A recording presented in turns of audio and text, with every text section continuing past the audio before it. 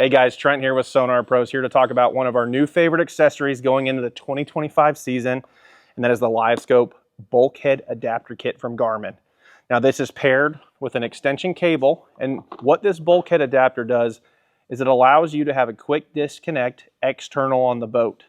So for you guys fishing a league that doesn't allow Livescope, or you guys fishing a league that limits to one Livescope, and you're in the off season or you're fishing local tournaments at home and you want to run 2 Livescopes, this is probably the easiest way to avoid having to de-rig the whole bow of your boat. So this bulkhead adapter, we are mounting them typically in a nice, easy to access area at the bow of the boat, and then that extension cable runs back to the Livescope box.